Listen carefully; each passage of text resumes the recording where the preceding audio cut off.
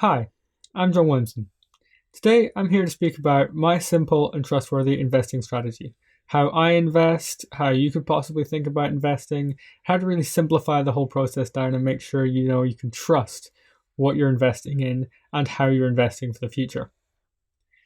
First off, the absolute first step in any form of financial thing, I'll lead with this in any investing video, is to pay off debt.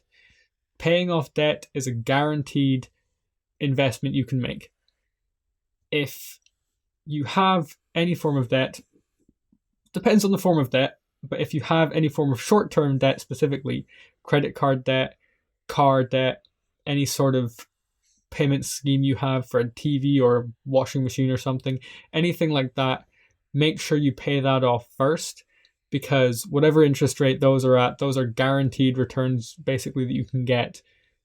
There's no point in investing unless you've paid off your debt. The second step is naturally just to save up some cash. This step isn't necessary, but realistically, if you don't have some form of emergency fund or some form of cash saved up before you start investing in anything else, you're just going to end up using up your investments at bad times, and it just doesn't end up working out. Some people suggest 6 months, 3 months of expenses. I'm not sure if you need that much, but it's definitely a good place if you're not a risky person. If you're a risk averse person, definitely have a good couple months to a few months saved up before you start thinking about investing.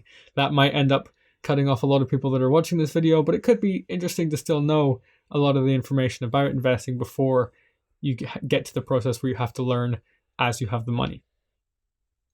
Okay, so now what? Now we've got some cash saved up. Now we're looking at what to invest in. Now we need to decide what we're actually going to invest in, because currently bank interest rates are terrible. We're not going to keep that cash there, losing money compared to inflation. If inflation is 2.5% a year, and our bank interest rates are 0.5, 1%, maybe if you're lucky, probably more like 0.1%, then that cash is going to be slowly dwindling away over time. That's not something that we want to accept when we're speaking about investing. It's okay for our savings, just find a high yield bank account for the small amount of savings we do need, but after we've got a bit of cash saved up, we want to start thinking about where else we can put that instead of the bank. Real estate is the natural first choice for a lot of people, because I think it's just naturally been the main choice for people. It's been a safe choice for people. It's gone well for people. But in reality, the main reason it goes well is you buy your house or you buy a property or a real estate and you keep it for 10, 20, 30, 40 years. If you keep anything for 30 years, 20 years, it's going to go well. Any form of investing realistically is going to do well in 20 years. I mean, unless it's Blockbuster in the 1990s. But other than that, any form of investment, for the most part, is going to do well over 20 years. That doesn't mean that real estate isn't risky. It doesn't mean that it's the best choice for our money. It just means that it's better than cash. So yes, if real estate does help you because psychologically you don't have to see the price every day, there's not somebody standing in your garden telling you this is the price of your house every day like there is on the stock market, then yes, real estate could be a good psychological investment. But in reality, it probably won't give you as good returns as something like stocks will. Gold is another option a lot of people turn to, because gold is something you can hold in your hands, but gold is highly speculative in the short term. There are loads of periods, 10, 20, 30-year periods, where gold has just plummeted and just done badly. Gold to me is not something that most people should be really considering as an investment, because it's also expensive to store, expensive to ship, expensive to hold. There's fees around it all over the place if you're going to buy physical gold. If you're going to buy a gold fund, that's better than physical gold in my opinion. But even then, a lot of people, you're wanting gold in a position of hyperinflation or some sort of difficult, like a zombie apocalypse or something. So you need that physical gold, and that's just so expensive. It's not something that, to me, unless you want some form of a small piece of gold just for something like a zombie apocalypse, in that situation, it's probably bullets or something might be more useful than gold. But if you want that, then fine. But I wouldn't put a large amount of money into that, because it's just an insurance policy more than anything. Outside of that, gold has performed pretty much directly to inflation over thousands of years. But in small periods, 10-year periods, gold has been all over the place. And over the course of a human lifetime, you can't really guarantee that your gold is going to perform anywhere near inflation, which is what most people use it for, what a lot of people use it for as well, as an inflation hedge. There's no guarantee that gold will perform similarly to inflation over the course of your lifetime. If you compare it to the price that bread used to cost, or the price that, or 2,000 years ago, or the price that Roman soldiers used to get paid compared to our current military, they're pretty similar.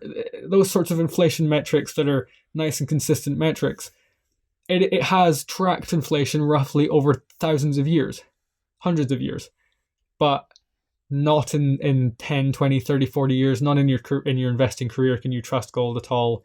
And it just doesn't, to me, it doesn't give me as much trust in it as a lot of people do have in it. So for me, gold and similarly a lot of other metals don't really fit into my portfolio. So for me, the last logical option is stocks. Stocks I can understand, companies with thousands of employees, especially if you're looking at lots of companies, if you're buying all of the companies in America, for example, that I can trust will drive to keep making profit, keep growing as businesses, keep making better technology and innovating their productivity. I can trust that stocks will continue to grow, make money, make more money every year over the next 30, 40 years. Over the next 1 year, who knows? 2 years, who knows? We could have another coronavirus, we'd have something worse than coronavirus, but in 10, 20, 30, 40 years, it's easy to see stocks and just general humanity will always bounce back from any sort of difficult time period we go through. So I can always trust that stocks will return if they're in a bad returns period. This is why I invest regularly in stocks. If you have a bad returns period, you just buy more. To me, over 30, 40 years, that would sound stupid in terms of something like cryptocurrency or something volatile. But for stocks, when you're talking about millions of people, all of the employees of the world, if you're really investing diversely, to me that is trustworthy. And trust is very important when it comes to any sort of investing strategy. Trust is what will keep you consistently doing the same things, keeping the same habits. It will stop you from pulling your money out randomly just because you're worried or because you don't really understand what you're investing in. If you can trust what you're investing in, that will keep your habits and your regular investments consistent, which is the most important thing. The most important thing in investing is doing nothing. This is actually research. There are papers that show that the more people look at their investments and make decisions on them, the worse their returns over time. You can find that anywhere. It's multiple different places that I've read that have seen those sorts of results. So if you want to avoid making those mistakes, you have to trust your portfolio. You have to trust your strategies, because that is the only way that you will keep those consistent habits. A lot of people, when they hear stock investing, they're thinking single stocks. They're thinking Tesla, Amazon, Google, Apple. These are companies that are big companies, but can still have very volatile time periods. If Elon Musk suddenly has a heart attack, that stock is going to plummet.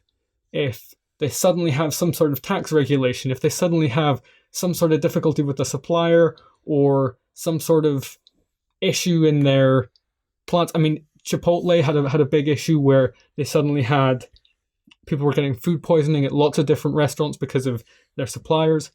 These sorts of things can happen to any company, no matter how big the company is. So the way to avoid that and to keep trust in that when it comes to stocks and to avoid that sort of volatility, you have to buy lots of companies. This is also proven because 1.3% of stocks account for all of the gains of the market.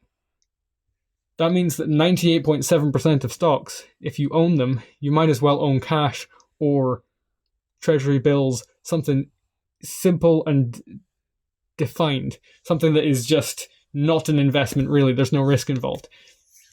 But those 1.3% have obviously massively skyrocketed. So if you are picking stocks, you can try and get those 1.3%, but those odds aren't good. And those odds definitely aren't good for the standard person, for the average investor, for me or you. Me or you. Those odds are not good for us. So that's why I like to invest in large funds, large index funds, particularly. Index funds stop there being the human mistake factor that can come in when you have a real money manager, a human who might have experience and skill, but these are words that haven't really been proven to be true. Generally, money managed funds, even if they're managed by the most skillful people, they generally tend to be lucky rather than skill. Vanguard does loads of research on this. Lots of different companies have done loads of research on this. Generally, money managers have more luck than they do skill, and it's a lot better and more consistent over the long term to just keep an index fund. Considering the value of compound growth, as we talked about in my first video, and I'll show a graph here of what compound growth can do to a portfolio.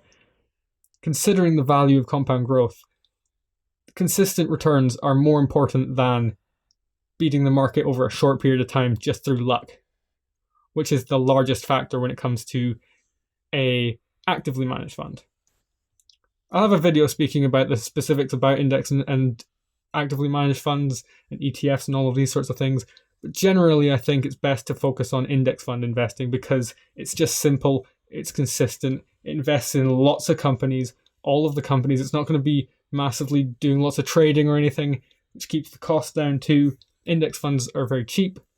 This is also a factor that has been shown to massively impact returns. The cheaper the fund, the better. So for me, diverse index funds are the best form of investment. So then we've counteracted the volatility and the risk of owning singular stocks. Let's now push more for global stocks, global diversification, because many people also come under the issue of investing a lot in their home country, in their own singular country. I read one case study that was about a program run by the Swedish government to get more people interested in stocks, but a lot of them ended up picking funds that had 70%, 80% Swedish stocks, which performed very differently and more volatile and had more volatile performance than the global market did. If you're investing just purely in one country, even if it's America, if you're investing in one country, you have a lot more risk than if you're investing in lots of different countries. If you look at the past, there has been China's stock market has crashed to zero. Russia's stock market has crashed to zero. Japan's stock market is currently in a world record 28-year recession. They haven't recovered from a recession that was almost 3 decades ago. And they were considered the biggest economy in the world at the time. They were in the position that is similar to America or China or Europe or any of the big powerhouses right now. Japan was in that similar position. And they still haven't recovered fully to the top of that recession point 28 years later. So these things can happen to any country. So it's better to invest globally. It also lowers your volatility. I remember looking and seeing that over the last year, or in 2020, with COVID and with the virus and with this sort of recession that happened and the stock market crash, the S&P 500, the top 500 companies in America, crashed 35%, whereas the global fund that I invest in crashed 28%.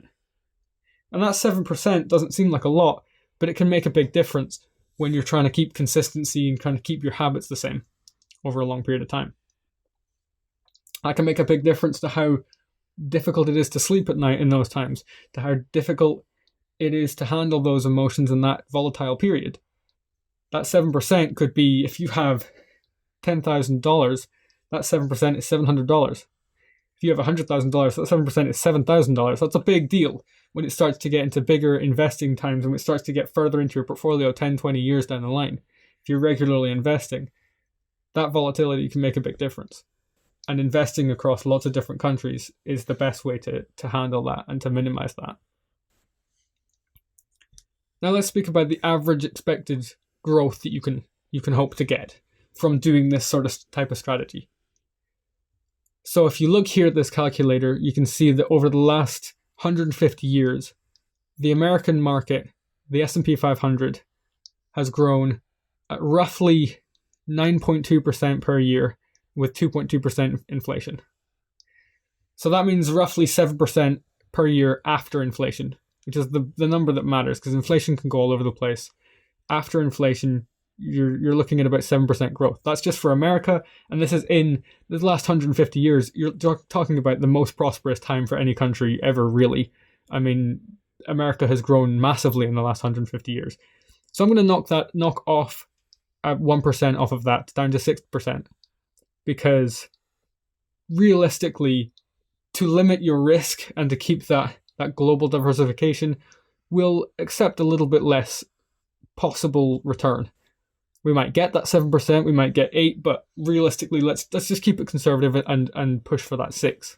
This is the amount you can expect to get on average. This is the growth rate, the average growth rate, the compound annual growth rate, if we're going to use its actual term, which is different to the rate of return, because the rate of return, if you have a 20% increase and a 20% decrease, that will be different than just an average 0% because of the way percentages work. Because that pushes you up to $120. If you invest $100, that pushes you up to $120. And then you get 20% taken off of that, that suddenly puts you down to $96. So you've actually lost 4%, even though the average is 0. So compound annual growth rate is the real average return that you're getting. So that would be that minus 4% on this particular example.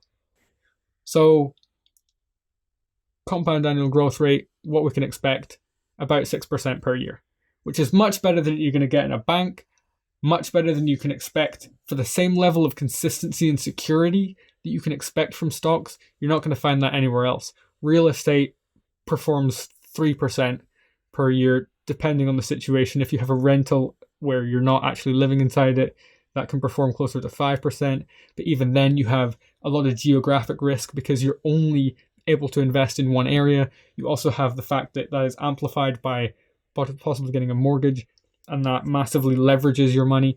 There's just a lot more risk involved in real estate than people think there is. So that stock investing consistently with diversified index funds, globally diversified index funds, getting 6% a year is a fantastic, simple, trustworthy strategy. You can pick this up easily from any brokerage site that you use, any brokerage app that you use.